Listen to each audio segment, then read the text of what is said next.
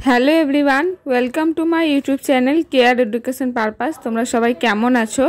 আজকে আমি তোমাদের সাথে শেয়ার করতে চলেছি ক্লাস 7-এর তৃতীয় পর্যায়ক্রমিক মূল্যায়ন 2025-এর সম্পূর্ণ সিলেবাস। তো চলো ভিডিওটা শুরু করা যাক। প্রথমেই দেখো বাংলা সিলেবাসে কি কি করতে হবে।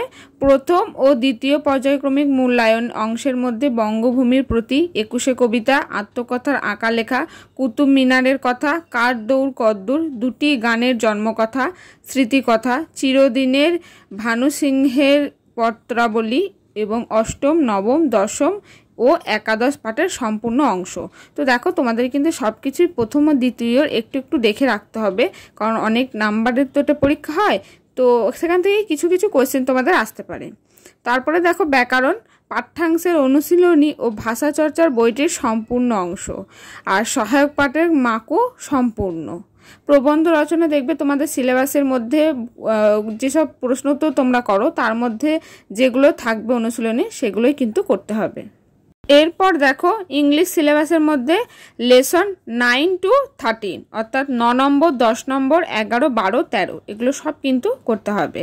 আর grammar from activity, writing from activity মানে তোমাদের টেক্সট বইয়ের যে সমস্ত যে অ্যাক্টিভিটির মধ্যে গ্রামারগুলো থাকে, রাইটিংগুলো থাকে, সেইগুলোর মধ্যেই কিন্তু তোমাদের করতে হবে। গণিত প্রভাত সিলেবাস থেকে দেখো প্রথম ও দ্বিতীয় পর্যায়ক্রমিক মূল্যায়নের অংশ এবং 18 অধ্যায় থেকে 23 নম্বর অধ্যায় পর্যন্ত। পরিবেশ ও বিজ্ঞান সিলেবাস তাপ, আলো, সময় ও গতি, পরমাণু, অণু ও রাসায়নিক বিক্রিয়া, পরিবেশ গঠনে পদার্থের ভূমিকা, মানুষের খাদ্য পরিবেশের সংকট, উদ্ভিদ ও পরিবেশের সংরক্ষণ, আর শেষ হচ্ছে পরিবেশ ও জনস্বাস্থ্য। ইতিহাস সিলেবাসের মধ্যে দেখো প্রথম ও দ্বিতীয় পর্যায়ক্রমিক মূল্যায়ন অংশের মধ্যে তৃতীয়, চতুর্থ এবং পঞ্চম অধ্যায়, আর শেষ হচ্ছে সপ্তম অধ্যায়, অষ্টম অধ্যায়, নবম অধ্যায়। অর্থাৎ তৃতীয় পর্যায়ক্রমিক মূল্যায়নের জন্য তোমাদের টোটাল 6টা অধ্যায় কিন্তু করতে হবে।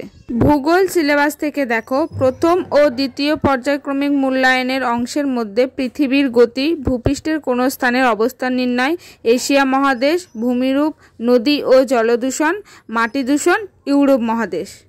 সংস্কৃত সিলেবাস দেখো পঞ্চম পাঠ, সপ্তম পাঠ, নবম পাঠ, দশম পাঠ, একাদশ পাঠ, সপ্তদশ পাঠ, অষ্টাদশ পাঠ, ঊনবিংশ পাঠ আর ব্যাকরণ। তাহলে দেখো এই হলো তোমাদের ক্লাস 7-এর জন্য অর্থাৎ সপ্তম শ্রেণীর টোটাল 7টি সাবজেক্টের তৃতীয় পর্যায়ক্রমিক মূল্যায়নের সম্পূর্ণ সিলেবাস। তো আজকের ভিডিওটি এই পর্যন্তই। যদি ভিডিও ভালো লাগে একটি লাইক করে দিও।